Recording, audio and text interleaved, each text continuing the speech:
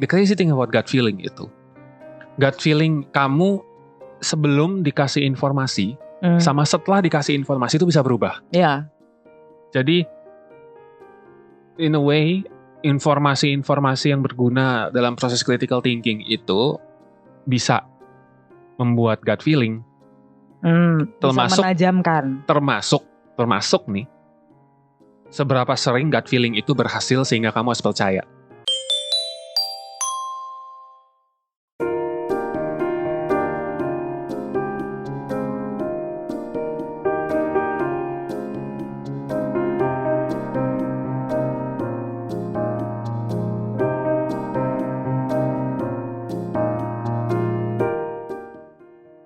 Halo teman-teman, ketemu lagi dengan Danti. Dengan Aldi. Dalam podcast Temukan Dirimu bersama Kokona. Selamat datang di episode ke-20. Nyampe dong kita di episode ke-20. 20 ya? 20 loh. 20 hebat ya? 20 beneran. Kan minggu lalu. Iya benar, minggu lalu 19. Yang kita pertama kali mencoba ber-YouTube. Oh, Aprilnya ada 5 ya soalnya. Iya, ya, lupa. Aprilnya ada 5. Jadi ngitung kok 4 kali 5. Ini baru yang ketiga. Ya udah, oke. Lanjut. Oke guys, masih di bulan Mei dengan tema seputar pendidikan dan belajar. Kali ini topik kami adalah seputar berpikir kritis dengan judul podcast Mau Sukses Kritis. Iya. Yes. Masa nggak kritis? Iya dong. Berpikir kritis. Nah, sekarang kita mau ngobrolin bedanya berpikir kritis dengan berpikir biasa. Apa namanya berpikir biasa? Berpikir. Iya dong, Ramin. Iya, oke. Iya. Berpikir kritis versus berpikir biasa. Jadi? Oh, oke. Enggak. Aku menunggu jawaban nih ceritanya. Iya.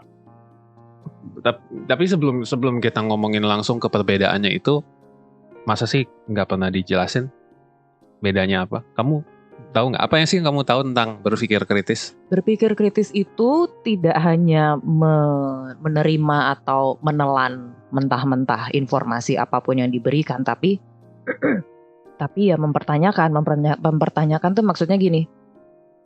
Dikasih fakta A, oke, kenapa A? Dari mana asalnya A? Kok bisa sampai A?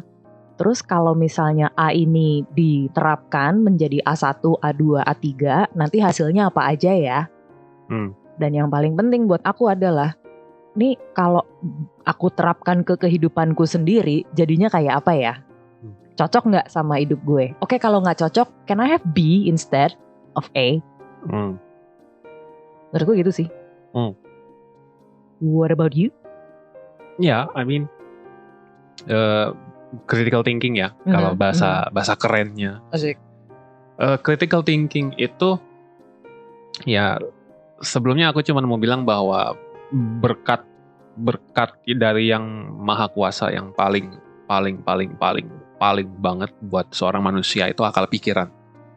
Ya nggak sih? Kan ya kita dikasih otak gitu. Jadi ya alangkah baiknya apabila organ yang satu itu dipakai dengan lebih baik gitu kan. Oh ya.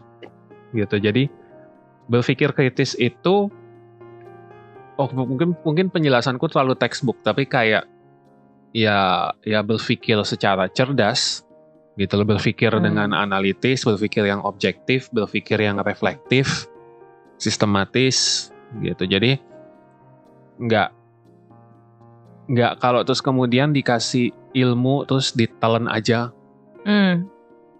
Kan kamu kalau misalnya dikasih tahu, oke, belok kanan, emang kamu bakal belok kanan, kamu nggak nanya gitu dulu, kenapa? Kenapa gue belok kanan? Ya kan? Berarti kayak kalau ini kan sering banget dipakai alasan buat sama ibu-ibu biasanya. Kalau anaknya ikut-ikutan apa gitu, terus ibunya marah karena kok kamu ngikut-ngikut aja sih, emangnya kalau dia loncat ke kali kamu ngikut gitu. Itulah istilahnya gitu. Kok kamu nggak mikir dulu di belakang, apalagi kalau anaknya anak bandel biasanya kan gitu ya. Anaknya FOMO, pokoknya pengennya ikut. Jadi ya itu sih critical thinking. Critical thinking itu gimana caranya kamu memanfaatkan pikiran kamu, otak kamu untuk ya lebih lebih bisa mencerna informasi apapun yang kamu dapat, karena di sekeliling kita ini kan informasi semua. Gitu, kayak misalnya contoh, kita lagi ada di mana sekarang, hari ini jam berapa, terus lagi pakai baju apa, kita lagi ngapain di sini, gitu. Sampai ke hal-hal yang nggak kelihatan sama mata gitu, kayak udaranya dingin atau enggak, gitu. Terus abis ini kita akan ngapain, besok mau ngapain, kemarin kita habis ngapain, besok mau termasuk ngapain, perlu bangun pagi atau enggak, kalau emang perlu bangun pagi, nanti malam ada apa, iya, dan seterusnya, ya dan itu. seterusnya. Critical thinking. Ibaratnya gini, kalau kamu misalnya dikasih sama guru di kelas gitu. Ya kamu baca aja halaman sekian sampai sekian gitu. Why? Iya kan? Iya. Tapi kan kalau kita waktu jadi anak kecil kan kita nggak. Nurut aja pokoknya. Bahan ulangannya adalah buku yang anu, halaman anu sampai anu. Terus ntar tiba-tiba pertanyaannya nggak dari situ. Mau marah nggak? Iya kan gitu jadinya. Ya itu sih, kalau regular thinking atau berpikir biasa. Ya biasa. Apa ya? Ya berpikir biasa itu. For the sake of this discussion, kita sebut itu berpikir biasa. Karena bukan berpikir kritis. Karena kalau dengar kata regular tuh ingatnya McD dong kan. Udah lama gak makan fast food. Maaf. Side tracking. Anyway, ya regular thinking itu lebih kayak kita tuh nggak memakai otak, kasarnya begitu. Kita nggak pakai otak gitu. Jadi kita lebih intuitif, lebih subjektif, lebih go with gut feeling, lebih refleks. Ya, lebih habitual, lebih secara kebiasaan. Autopilot, lebih reaktif. Iya. Gitu kan. Terus lebih berdasarkan tebakan atau asumsi. Biasanya gitu. I would argue kadang-kadang gut feeling berguna, tapi that's for another discussion. Iya, tapi gut feeling, kalau kamu bolak-balik bergerak dengan gut feeling itu, the crazy thing about gut feeling itu, gut feeling kamu sebelum dikasih informasi sama setelah dikasih informasi itu bisa berubah. Iya. Jadi in a way, informasi-informasi yang berguna dalam proses critical thinking itu bisa membuat gut feeling. Bisa menajamkan. Termasuk nih, seberapa sering gut feeling itu berhasil sehingga kamu harus percaya. Right. Karena gini, konteksnya begini. Buat yang nggak tahu, aku kan dulu kiper sepak bola. Salah satu. He's a keeper. Never. Oke. Beda topik, maaf.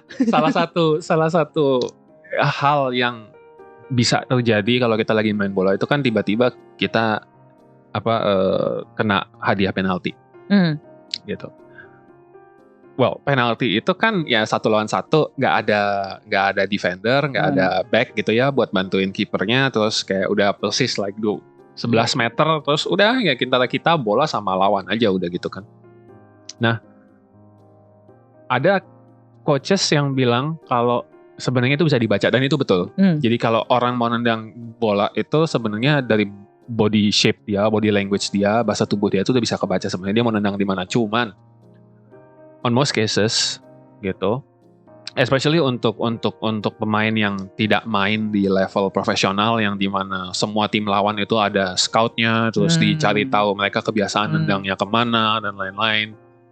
Kalau pemain amatir atau semi pro yang nggak punya informasi seperti itu kan, ya mau nggak mau dia mesti either memang he's very good at reading the other guy, atau ya dia go dengan gut feel. Gitu. Main feeling aja nih kalau bahasa anak-anak. Betul. Ya. Dan itu kan termasuk sama, bukan cuma bola beneran, tapi kayak kalau kita lagi main game juga sama gitu kan. Ya. Lebih gila lagi kalau di main game itu nggak kelihatan bahasa tubuh itu gitu, karena everybody starts at their standard position kan, dia nggak tahu bakalan ditendang kemana bolanya gitu. So kalau di dunia nyata sih masih kelihatan. Anyway, my point is I realize that I have a very good gut feeling. Gitu ya, sampai ke titik yang dimana I know enough bahwa kalau aku sampai berubah pikiran for whatever reason, dan aku masih kadang suka berubah pikiran kalau lagi dapat mesti ngadepin penalti gitu ya, 9 times out of 10 aku pasti nggak bisa nyelamatin bolanya, gitu, nggak bisa nge-save lah. Just stick with your gut feeling. Yeah, so I have to stick with my gut feeling. Tapi even then gitu masih suka kadang apakah bakal gini. Tapi ya, but then what I realize is kalau misalnya aku lagi ngeraguin diri sendiri terus aku nggak ngikutin gut feeling, ya Bobol. kebobolan gitu. So I realized okay, my gut feeling is actually very accurate gitu. Dan informasi bahwa aku punya gut feeling itu cukup accurate itu sebenarnya kan it's part of a critical thinking karena it's a reflective part. Iya. Iya kan, bagian dari refleksi diri bahwa jadi apa yang aku biasa lakukan itu ternyata begini dan ada gunanya. Dan gitu. termasuk juga, nih contoh kasusnya kayak yang kamu tadi ya, sebagai kiper untuk membangun gut feeling itu kan perlu pengalaman dan latihan kan. Iya. Menghadapi entah sekian puluh, sekian ratus penalti atau nggak usah penalti deh, siapapun yang udah siap di depan gawang nih, bola ibarat kata udah bentar lagi masuk. Itu udah split second decision gitu yang nggak bisa kebanyakan mikir. I will say this, gut feeling itu ada orang yang lahir dengan gut feeling bagus, ada orang yang tidak. So I believe it's a talent. Itu bukan sesuatu yang bisa dilatih banget. Ya itu bisa dilatih tapi nggak bisa di-refine lebih tepatnya, bukan dilatih. Ya. Jadi kayak bisa ditajemin iya. Tapi seperti layaknya kamu akhirnya bisa jago main piano atau kamu bisa tiba-tiba jadi seorang gimnas atau kamu bisa paham catur cepet atau whatever, itu bakat, ada bakatnya di situ juga, I feel. Jadi kayak bukannya berarti terus kemudian punya gut feeling tuh bagus ya. No, if you don't have it that's fine. Gitu, tapi that's why ada critical thinking. Ya.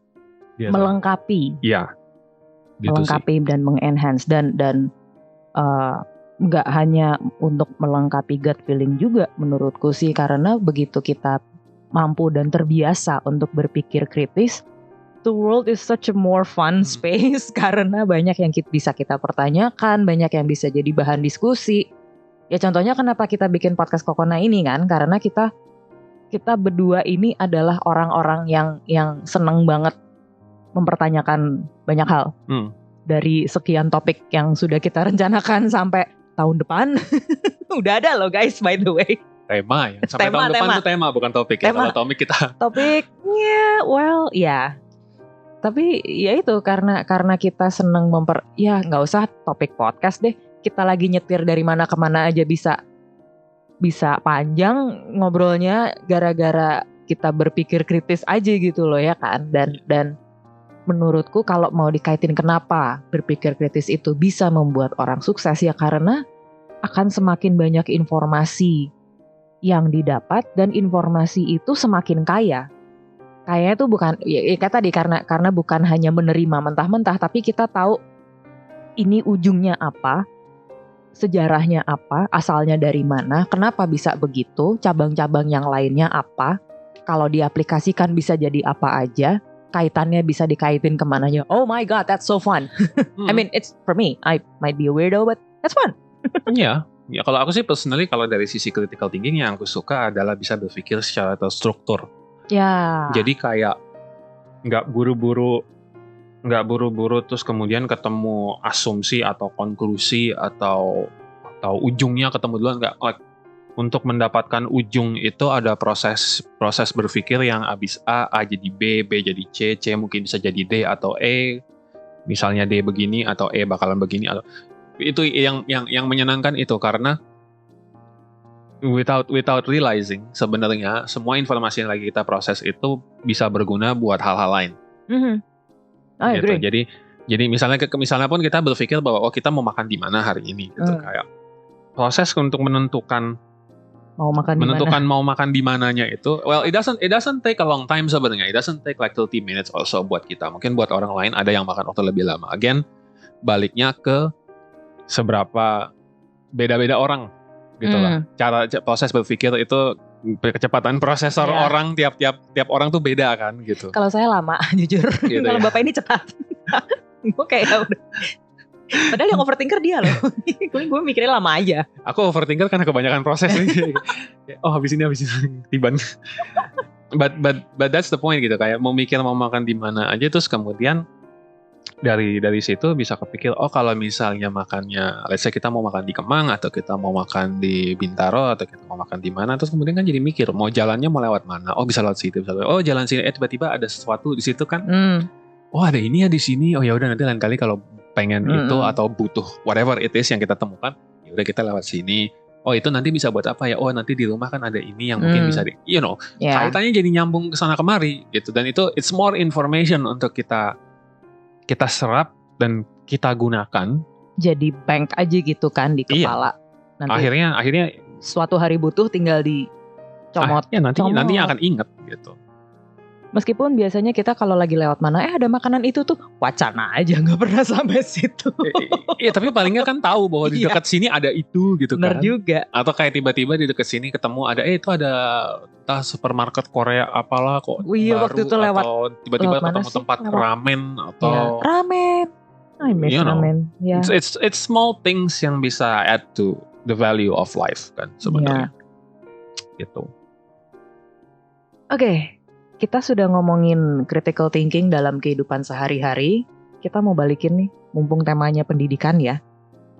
Kenapa critical thinking itu punya peran besar dalam belajar? Ya masa kecil.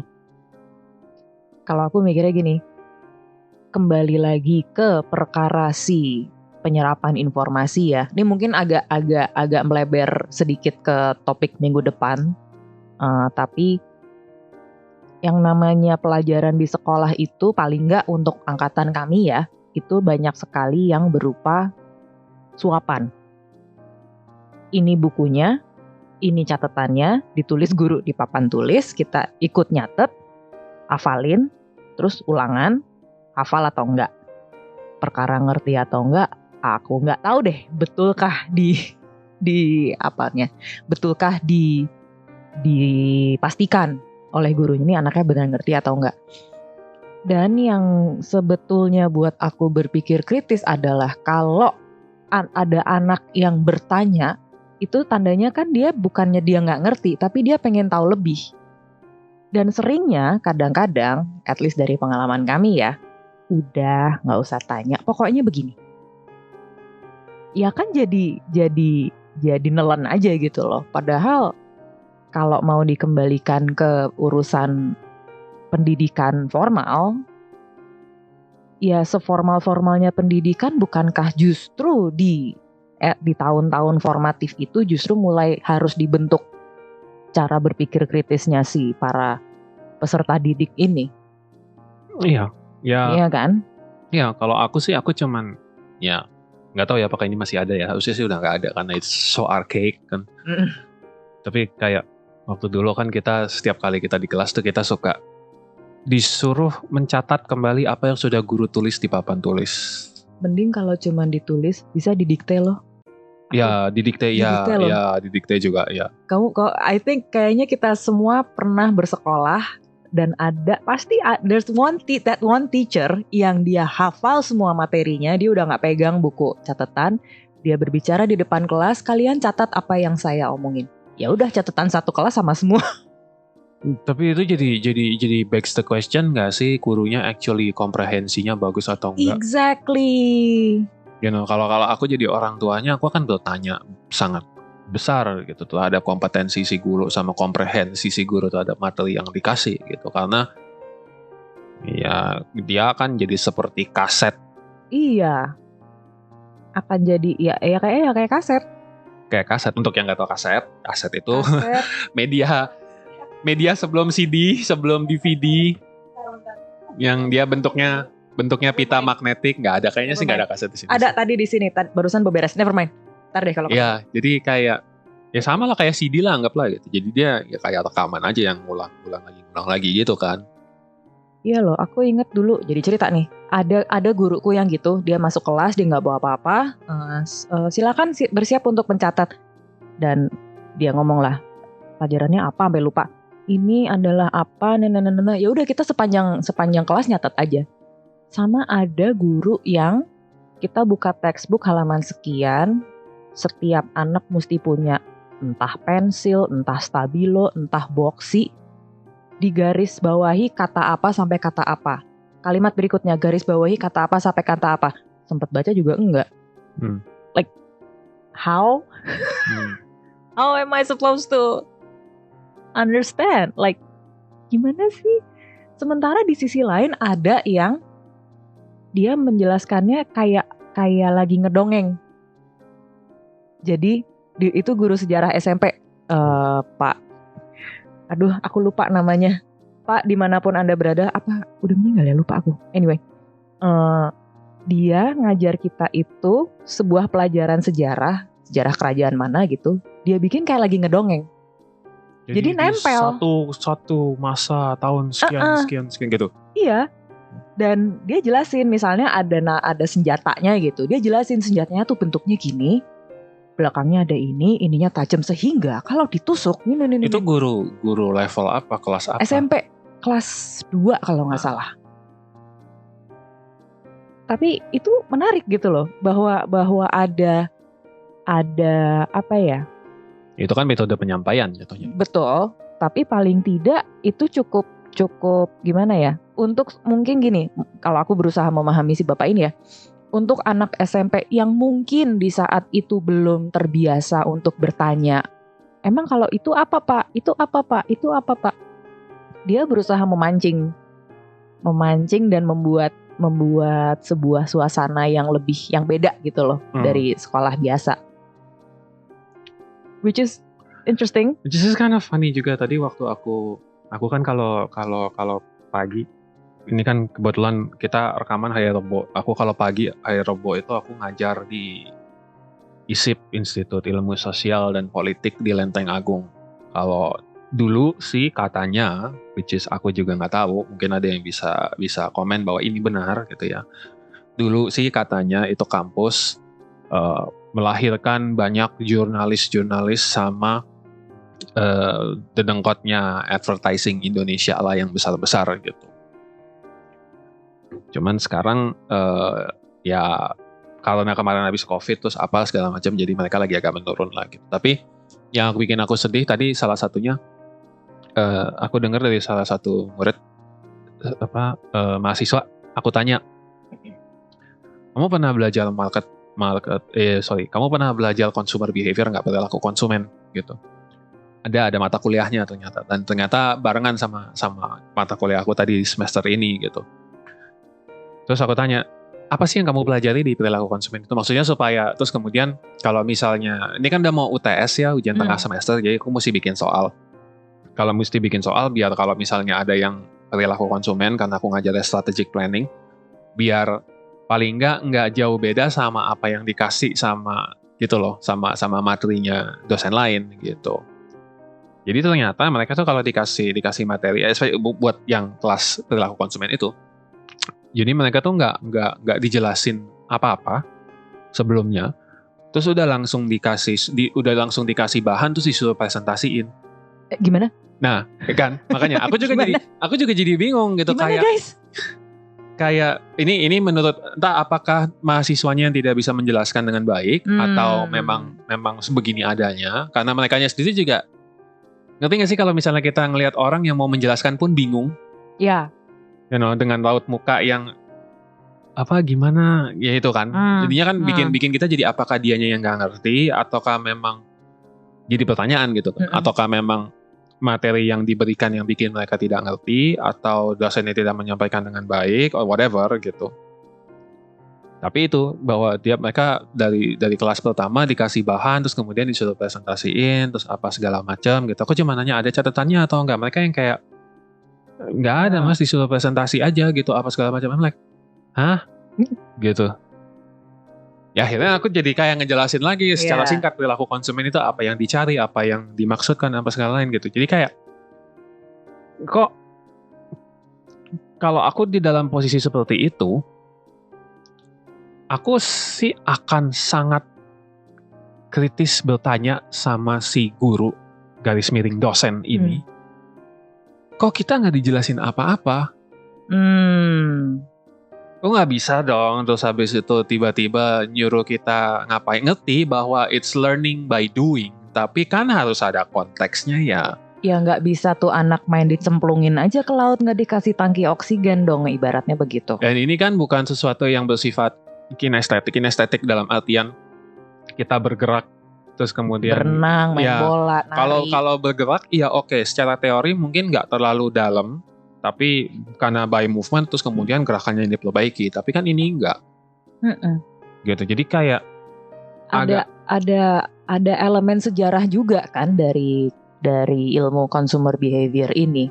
Iya, kamu tahu kan? dong Iya. harusnya. Kamu kan kerjanya dulu itu. I've been there, Ya perilaku konsumen apa sih yang dicari kalau nggak preferensi pembelian, pola pembelian, terus keputusan pembeliannya bagaimana, apa lalala itulah. Daya beli, cultural, social economic status, and the blah. Ngomongin kayak how do you expect seseorang yang baru tahun kedua semester 3 untuk langsung bisa mempresentasikan sesuatu seperti itu dikala di semester 1-nya penjelasannya sangat basic dan mungkin tidak ada yang benar-benar menyentuh perilaku konsumen secara spesifik, dan datang dari SMA yang kurikulumnya standardized.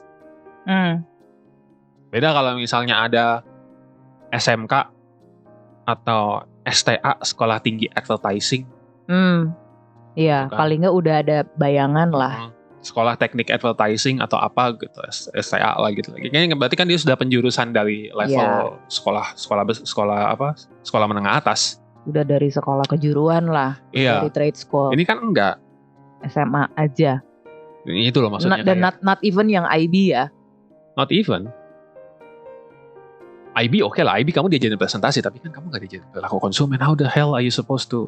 Aku jadi pengen ngelinkin si berpikir kritis ini berarti juga di luar dari kemampuan seseorang untuk menanyakan why, kayaknya skill berpikir kritis ini juga akan erat hubungannya dengan kemampuan berkomunikasi yang terstruktur, menyampaikan ulang apa kayak tadi, kenapa kadang-kadang atau sering banget yang kita hadapi, siapapun orang itu, kita tahu, mungkin dia tahu dia mau menyampaikan apa, tapi penjelasannya belibet.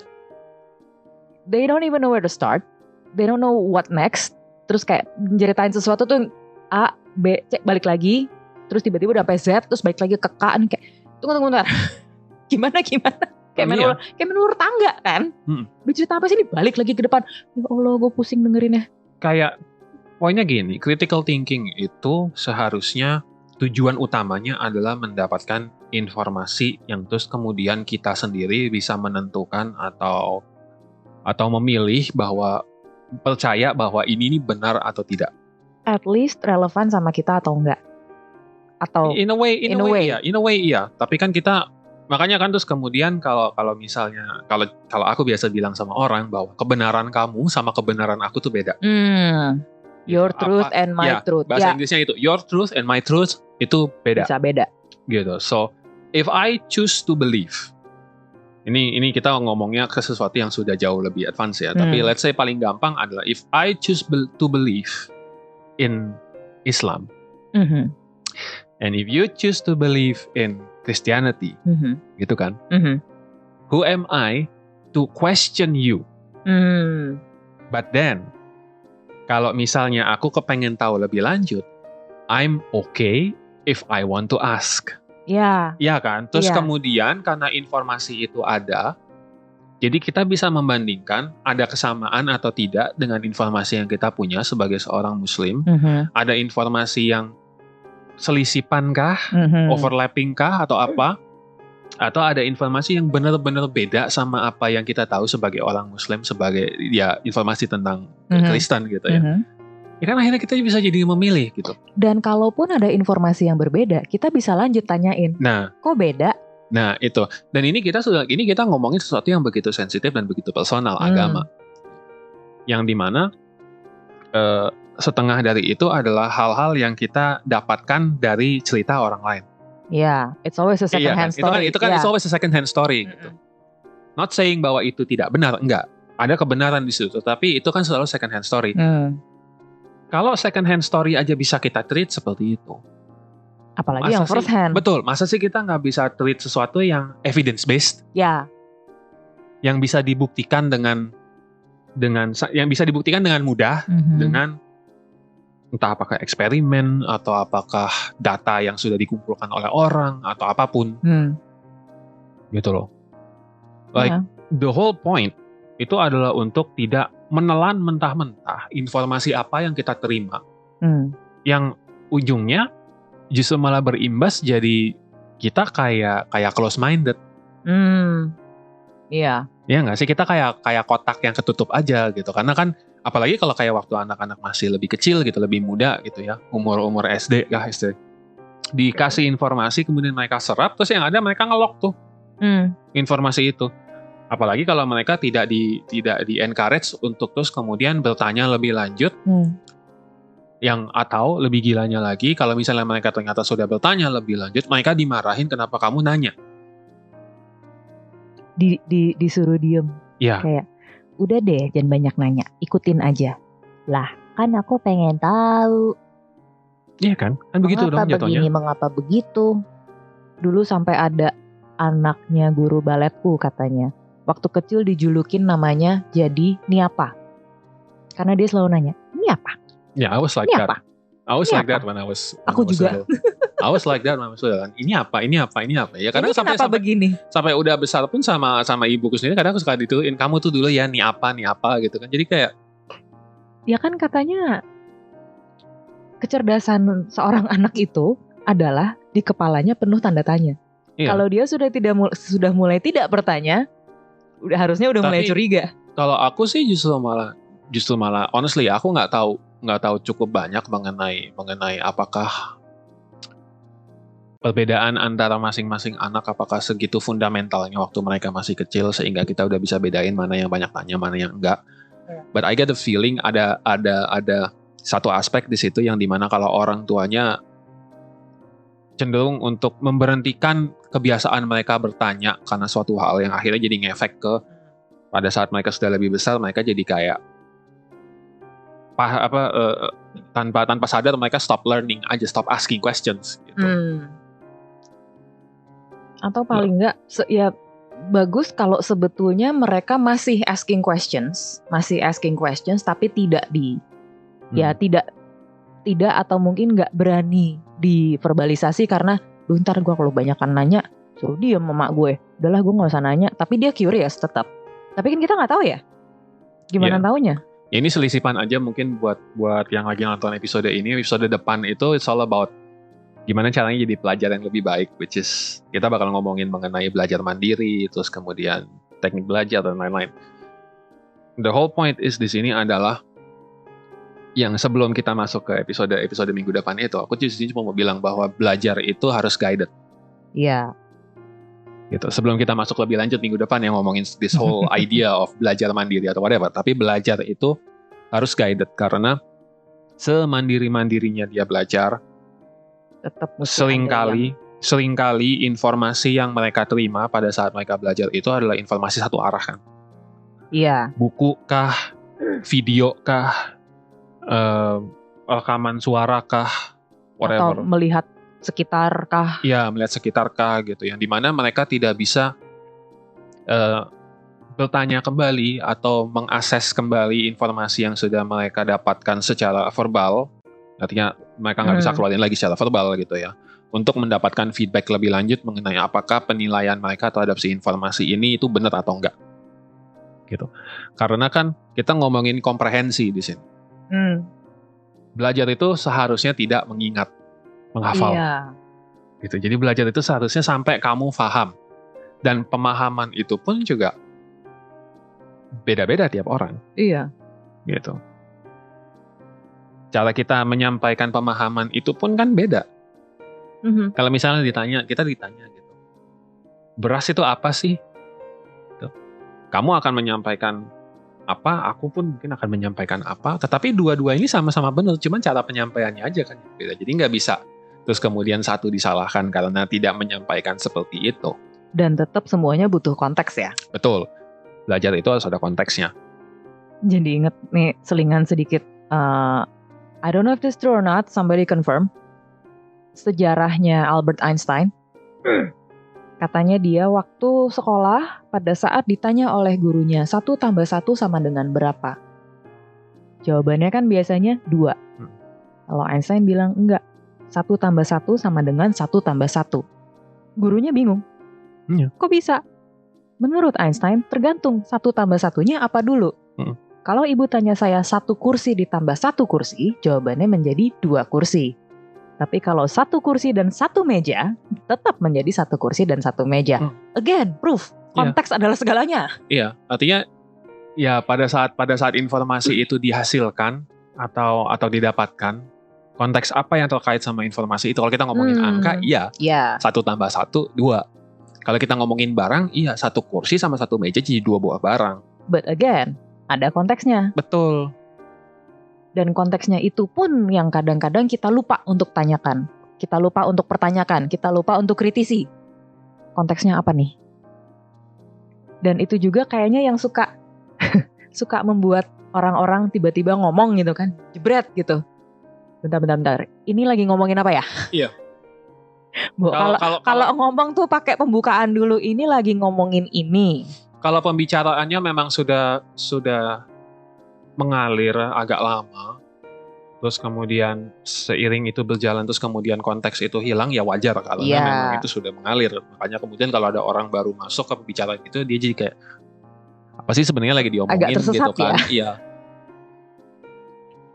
Tapi yang di bagian ini, aku cuma mau nekenin aja bahwa buat kalian semua yang masih suka belajar di luar sana, kalau mendapatkan informasi apapun dari orang yang memberitahu, tanya lagi maksudnya apa. Karena kalau kita telan begitu aja, terus kita harus menginterpretasikan informasi itu sendiri, there's a big fat chance kita nggak benar, kita salah.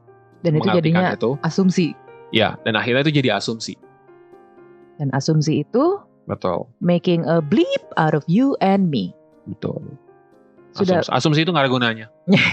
apalagi kalau di asumsi itu dilakukan di tahap akhir menjelang kita mau mengambil keputusan melakukan sesuatu atau apa. Oh God, that's dangerous. Asumsi kalau mau di depan. Karena itu jadi hipotesa. Hipotesa kan. Kalau hipotesa kan berarti kalau asumsi itu dilakukan untuk mencari, oke, gue bakal ngapain abis ini. Kalau gue A mungkin bakal begini, kalau gue B mungkin gue bakal begini, kalau C mungkin gue bakal begini. Itu oke. Tapi kalau di belakang asumsi itu dilakukan pada saat mau mengambil, kitanya mau ngapain, itu yang berbahaya. Ini nyambung sama kelas kamu nggak sih? Kamu ada webinar kan? Decision making. Ya. Nextnya kapan? Aduh, aku nggak tahu. Ingat cek jadwal Instagram. Tapi kayaknya masih minggu depan. Cek di Instagram kokona.id ya. Kalau nggak salah masih ada kelas lagi ya. Itu minggu depan atau minggu ini, nggak tahu. Apa judulnya? Bagaimana caranya membuat keputusan yang lebih baik. Termasuk salah satunya adalah berpikir kritis. Lanjut. Pertanyaan. Kapan? Oke, kita udah ngomongin berpikir kritis. Mungkin nggak berpikir kritis itu taken too far? Iya. Misalnya. Ya. More like gini. Satu, mungkinkah berpikir kritis itu kebablasan? Yang kedua, kapan harusnya kita stop berpikir kritis? Or more like, apakah are there instances that we should not do critical thinking? Ada. Misalnya? Gini, simpelnya overthinking. Overthinking dengan konteks overthinkingnya orang biasa ya, bukan overthinking konteksnya kita. Kalau kita kan senang sama overthinking. Kalau kita kan orang tuh udah tahu bahwa kita berdua ini senang sama yang namanya overthinking. Overthinking ala Kokona. Gitu. Tapi ada kelasnya kan? Ada udah. lagi. Jualan terus. Ya, oke. Enggak. Anyway, ya kalau misalnya critical thinking kalau terlalu jauh ya jadinya overthinking. Overthinking yang imbasnya bisa overworrying. Overthinking gitu kan. Yang nggak menyelesaikan masalah. Iya. Baliknya lagi bahwa critical thinking itu seharusnya tidak diikatkan emosi. Gitu kan. Bahwa memang objektif, memang rasional. Gitu. Jadi nggak diikatin emosi. Karena begitu udah diikatin emosi, ya selalu ada kesempatan untuk emosi negatif itu, bukan selalu untuk temukan dirimu ya, tapi selalu ada kesempatan untuk emosi negatif. Untuk emosi negatif itu jadi nyantol sama critical thinking itu sehingga dia mengakibatkan entah apakah kekhawatiran, apakah ketakutan, apakah mengejar perfeksionis yang harus dan lain sebagainya. Kalau misalnya dibilang ada nggak kesempatan-kesempatan di mana kita sebaiknya nggak critical thinking, I would say no, karena critical thinking itu sangat berguna tanpa kecuali, gitu ya. Karena kalau misalnya kamu sudah mulai hidup itu kamu jalanin aja gitu, berarti kan kamu istilahnya kalau aku bilang kamu nggak peduli sama hidup kamu. Right. Ya. Ya dong. Ya, Kamu, ya. misalnya, oke, kalau orang bilang ya udah nggak apa-apa, hidup tuh jalanin aja. Iya, oke. Terus kamu nggak ada makanan, kamu nggak mau makan. Kamu pasti akan makan dong, nyari makan kan? Ya, oke, nyari makan apa yang ada. Oke, tiba-tiba dikasih satu mangkok isinya minyak doang. Are you sure you're gonna drink that? Aku sih enggak. Kenapa? Karena aku berpikir bahwa aku tahu, oke, ini minyak doang, men. Gila loh. Adalah makanan-makanan yang isinya minyak doang. Iya. Very oily. Enggak lah, gitu. Like, mohon maaf nih, bukannya gue nggak berterima kasih dikasih, but this is not good. Kan? Akhirnya bahwa orang yang perlu sadar adalah gini, bahwa critical thinking itu nggak perlu menjadi sesuatu yang besar dan rumit. Ya. Critical thinking itu hanya sesimpel bertanya bahwa ini bagus nggak buat aku. Seringkali ya, bertanya bahwa ini bermanfaat nggak buat aku. Kalau aku melakukan ini, untung ruginya apa? Karena pasti untung rugi itu di mana-mana ada. Pasti kalau pada saat kamu dapat untung, ada ruginya di situ. Nggak mungkin nggak. Gitu. Dan kalau misalnya ini aku lakukan, konsekuensinya apa? Ya. Udah. What's next? Sebenarnya kalau mau di boil down banget, disederhanakan banget, ya 3 itu. Kenapa aku lakukan ini? Untung ruginya apa? Konsekuensinya apa? Termasuk sama konsekuensi kalau misalnya aku nggak melakukan ini apa? Pros and cons lah basically kan. Iya. Iya, ternyata berpikir kritis itu nggak perlu ribet guys. Nggak ribet. Berpikir kritis itu nggak ribet, nggak perlu pakai emosi. Yang penting adalah berpikiran terbuka, menerima tambahan informasi ya sebagai tambahan informasi, bukan sebagai tidak melulu sesuatu harus menjadi dasar untuk membuat keputusan, kan? Nih misalnya, contoh lagi gampang. Kamu punya pacar. Kamu dengar dari orang lain pacar kamu selingkuh. Kamu akan langsung marah apa enggak sama pacar kamu? Kalau mengikuti teori berpikir kritis yang tadi sih harusnya enggak dulu ya. Iya kan? Mungkin reaksi pertamanya iya. Iya. Reaksi pertamanya kayak, hah masa sih? Tapi kan justru makanya reaksi itu kan yang mesti dilawan gitu, karena ini orang ngasih tahu pacar kita selingkuh. Berdasarkan apa? Nomor 1 berdasarkan apa? Sama nomor 2 dia siapa? Sedekat itukah sama pacarku? Sedekat itukah sama aku?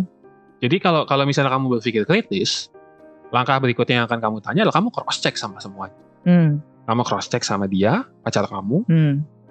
Dan cross checknya bukan beneran kamu selingkuh gitu. Ya obviously dia akan bilang enggak.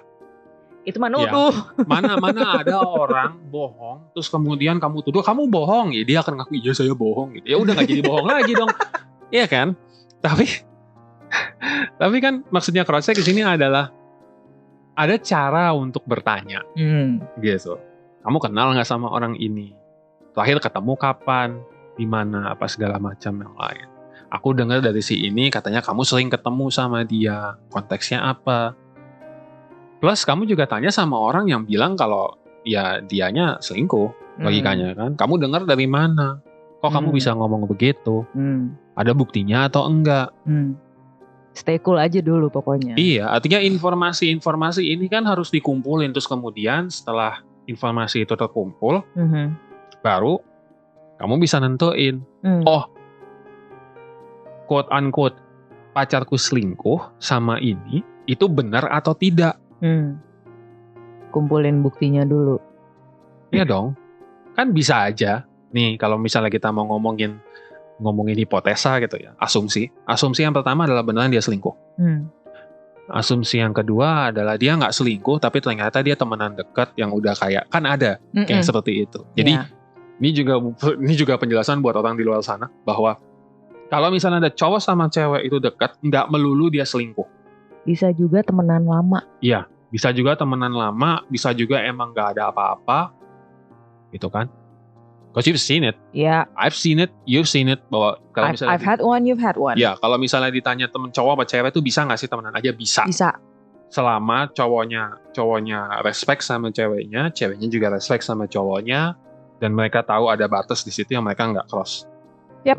Anyway, balik ke poin di sini adalah itu tadi, beneran nggak dia selingkuh beneran, atau beneran nggak dia ternyata hanya temenan saja, jadi sering jalan bareng. Mungkin ada tugas yang dikerjain bareng, mungkin lagi mau nggak mau ada kerjaan kantor yang lagi dikerjain bareng, atau beneran nggak ternyata ini cuma sekali-sekalinya aja pas mereka lagi jalan bareng berdua for whatever reason. Orang lihat terus ada gestur yang nggak sengaja diinterpretasikan seperti mereka lagi selingkuh. Itu melenceng sedikit, berarti dari yang mengamati dan menyimpulkan bahwa mereka selingkuh itu kurang kritis berpikirnya kakak. Betul. Ini asumsi kan? Betul. Dan itu juga termasuk ke ini orang siapa? Apakah emang benar ini orang teman baik kita? Apa ini orang ada maunya dengan cara dia ngomong informasi yang seperti itu? Ya. Semakin banyak informasi yang kita dapatkan guys dengan berpikir kritis. Kan pada akhirnya adalah kita pengen membuat keputusan yang benar untuk melangkah ke langkah yang selanjutnya, apapun yang kita ambil. Iya. Gitu. Jadi balik kayak apa yang aku bilang di kelas, ya itu yang penting, informasi. Dan satu item lagi nih yang pengen aku bahas tadi kepikiran. Berpikir kritis itu juga memerlukan kecerdasan dalam bertanya. Ya. Karena kadang-kadang karena tidak dilatih atau tidak terlatih untuk bertanya dengan baik, sebetulnya kita pengen kritis, tapi kita tidak terlatih bagaimana cara bertanya yang baik, sehingga kesannya kayak ngeyel, bukan ngeyel, apa ya? Kalau you know what I mean? Ya, kalau ada yang mau tahu, tuh cek postingan Kokona tanggal berapa tuh? 13 Mei kemarin, hari Senin. Ingat loh dia. Dia bukan nyontekan ya? Ingat, orang gue yang bikin. Iya juga. Gimana nggak inget? Ada di situ ada cara bertanya yang baik dan benar. Bagus kan segue-nya? Sael. Lanjut nih, udah mau sejam tuh. Oke. Iya sih, maksudnya karena aku pun mengalami ya sebagai pendidik juga, meskipun bidangnya tari. Why do I say meskipun pendidik dalam bidang tari? Memang kadang-kadang para murid itu bukan yang nggak mau nanya, tapi mereka bingung mau nanyanya gimana. Kalau aku sih akan selalu bilang, tanyalah dengan pertanyaan pertama yang nongol di kepala. Iya, paling enak gitu. Karena pertanyaan itu, bahkan untuk bertanya pun itu nggak apa-apa, especially kalau konteksnya di kelas ya. Kalau konteksnya di kelas itu please make as many mistakes as you can. Iya. Bikin kesalahan kamu sebanyak mungkin kamu di kelas, karena kalau nggak, kamu nggak bisa belajar. Iya. Nggak bisa kita bantu benerin. Betul, bikin kesalahan itu adalah bagian dari active learning. Sebenarnya proses pembelajaran yang aktif itu membutuhkan kamu melakukan kesalahan supaya kamu bisa diperbaiki dan pada akhirnya menciptakan kebiasaan untuk melakukan hal-hal yang dianggap benar. Menjadi membiasakan hal yang benar. Karena kalau kadung salah, itu ngebongkar habitnya setengah mati loh. Ya, dan ini larinya ke si pepatah membiasakan yang benar, bukan membenarkan yang biasa. Ya. Itu aku pernah baca di salah satu markas komandonya TNI, itu ada tuh tulisan itu, membiasakan yang benar, bukan membenarkan yang terbiasa.